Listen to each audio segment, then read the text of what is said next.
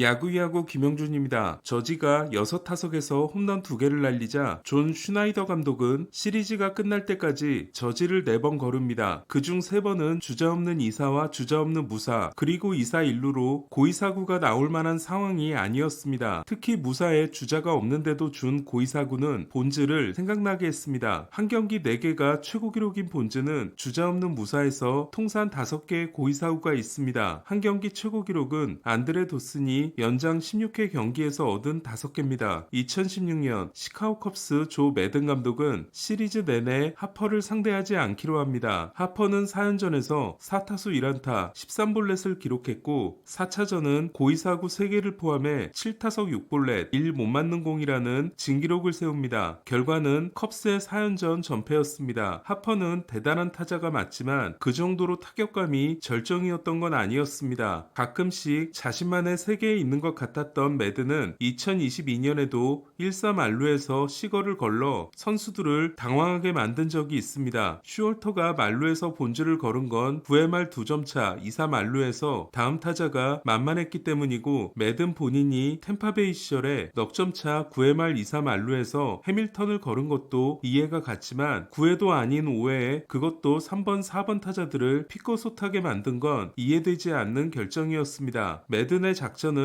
대실패로 돌아가 고의사구 후 4실점을 하지만 에인절스 선수들은 경기를 다시 뒤집어 감독의 실수를 바로잡습니다. 잠깐 빠졌던 샛길에서 돌아와 슈나이더가 준 4번의 고의사구는 실점하지 않았기 때문에 성공이라 할 수 있지만 선수들의 사기에 어땠는지는 알 수 없습니다. 토론토는 그 2경기를 모두 패했습니다. 이번 시리즈에서 양키스 팬들이 느낀 건 소토가 있어도 이 정도인데 소토가 없었다면 어땠을까입니다. 잠깐 소토 트레이드의 중간 점검을 해보면 소토는 승익이어도 7.0을 기록하고 있고, 소토의 유산들인 시스, 킹, 바스케스, 히가시오카는 도합 7.9를 기록하고 있습니다. 더 대박인 건 시스와 킹은 내년이 남아있고 바스케스는 FA까지 5년, 마이너에서 선발 수업을 받고 있는 브리또도 5년이 남아있다는 겁니다. 하지만 양키스 역시 소토 없이는 이번 시즌이 성립되지 않았을 겁니다. 저지가 집중 견제를 받은 경기에서 홈런 포함 2안타 2볼넷 4출루를 한 소토는 최근 20경기에서 7홈런 15타점, 타율 3할 8푼 6리, 출루율 4할 8푼, 장타율 0.795를 기록하며 갈수록 더 좋아지고 있습니다. 이에 OPS에서 오타니를 제치고 저지 다음 자리를 차지했습니다. 양키스 선수들이 OPS 전체 1, 2위를 한 건 3번을 달성한 로스와 게릭밖에 없습니다. 소토는 올해도 미친 성구안을 자랑하며 퀄리티 있는 타구를 쏟아내고 있습니다. 배럴을 저지 다음으로 많이 날렸고 유일하게 볼넷이 삼진보다 많습니다. 그렇다 보니 조정 득점 생산력은 오타니보다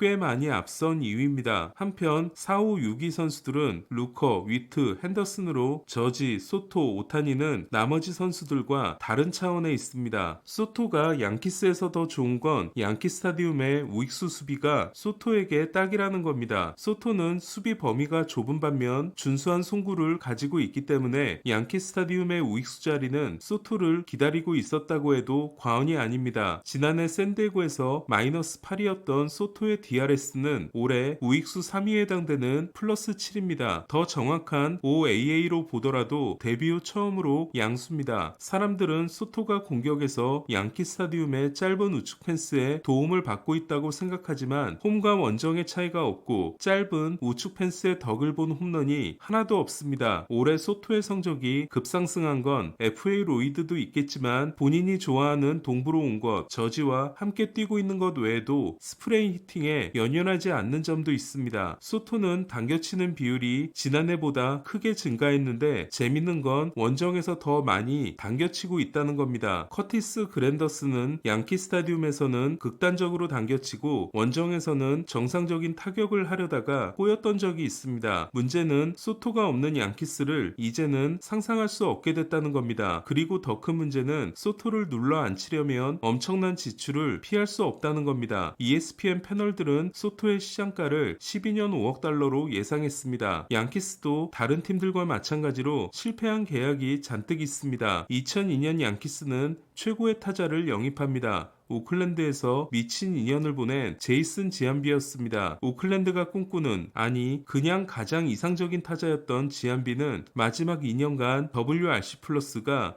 183과 193이었습니다. 당연히 양키스는 7년 1억 2천만 달러라는 파격적인 대우를 해줍니다. 첫해 지안비는 175를 기록하지만 이듬해 타율이 급락했고 3년차에는 부상에 시달립니다. 그리고 약물 선수인 게 밝혀집니다. 지안비는 2002 시즌 후 미일 올스타전 때 본즈의 트레이너에게 비결을 물었고 약물을 공급받았다고 고백했습니다. 양키스는 계약 해지 소송을 하려다가 포기했고 홀쭉해진 지안비는 더 이상 최고의 타자가 아니었습니다. 2009년 양키스는 1억 8천만 달러를 들여 새로운 일루수를 영입합니다. 마크 테세이라였습니다. 볼티모어에서 태어나 성장했지만 매팅리를 좋아해 양키스 팬이었던 테세이라는 보스턴과 양키스의 입하전 끝에 조건이 더 좋은 양키스로 옵니다. 테세이라도 초반 활약은 좋았습니다. 첫해 홈런왕과 타점왕이 되고 마우어에 이어 MVP 2위를 합니다. 2009년은 양키스가 4억 4천만 달러를 들여 테세이라, 사바시아, 버넷을 동시에 영입한 해였습니다. 하지만 테세이라는 30대가 된 이듬해부터 하향세가 시작됩니다. 여기에 쉬프트의 대유행이 테세이라의 좌타석에 엄청난 영향을 미칩니다. 2008년은 우타석 3할 3리, 좌타석 3할 1푼 1리였지만 2011년은 우타석 3할 1리, 좌타석 2할 2푼 3리였습니다. 2014년 양키스는 5년 만에 플렉스를 합니다. 핵심 선수는 다나카와 엘스버리였습니다. 하지만 엘스버리는 건드려서는 안 될 금단의 열매였습니다. 보스턴에서 자니 데이먼을 데려와 재미를 크게 봤던 양키스는 엘스버리와 7년 1억 5,300만 달러 계약을 맺습니다. 중견수에 대한 고민이 크긴 했지만 MVP 2위를 한 시즌을 제외하면 10개를 친 시즌이 없는 뚝딱이에게 너무 많이 줬다는 평이었습니다. 실제로 엘스버리는 2011년에 전체 홈런의 49%를 쳤고 2011년을 제외하면 통산 OPS가 0.769였으며 원히트 원더 시즌과 FA 직전 시즌을 제외하면 꾸준한 활약이 없는 선수였습니다. 엘스버리는 양키스의 대재앙이 됩니다. 지안비, 테세이라, 엘스버리는 모두 외부에서 영입한 선수였습니다. 반면 소토는 양키스에서의 검증을 거치는 선수라고 할 수 있습니다. 2008년 행크 스타인브레너가 두 번째 10년 계약을 줬을 때 에이로드는 양키스에서 이미 4년을 뛰고 MVP 2개를 따낸 상황이었습니다. 하지만 에이로드의 1차 10년 계약이 25세 시즌부터 시작했다면 2차는 32세 시즌부터였습니다. 지안비는 31세 시즌, 테세이라는 29세 시즌, 엘스버리는 30세 시즌부터 시작한 반면 소토는 26세 시즌부터 시작하는 계약입니다. 즉 소토는 양키 프레셔도 확인했고 나이도 아주 어린, 너무 비싸다는 것 말고는 매우 안전한 매물입니다. 저지가 홈런수를 제외하면 2022년보다 더 위대한 시즌을 보내고 있는 데는 2022년이 외로운 시즌이었던 반면 올해는 소토와 함께 뛰고 있는 것도 영향이 없지 않다고 생각합니다. 기대했던 것 그 이상의 시너지를 내고 있는 둘은 과연 언제까지 함께 할 수 있을까요? 자이언츠는 워싱턴을 꺾고 5할 승률에 성공했습니다. 자이언츠가 5할을 수복한 건 5월 31일 이후 처음입니다. 최근 8승 2패인 자이언츠는 피츠제럴드가 리드오프 홈런을 날렸습니다. OPS는 1.023으로 유격수가 17경기 11홈런을 달성한 건 2002년 에이로드, 2010년 툴로이츠키, 지난해 트레이 터너에 이어 역대 네 번째입니다. 어제 도루 2개를 냈던 델라크루스는 오늘은 2루타 2개와 홈런 2개를 날렸습니다. 20홈런 57도루인 델라크루스는 29홈런 83도루 페이스입니다. 오늘 소식은 여기까지입니다. 야구야구 김영준이었습니다.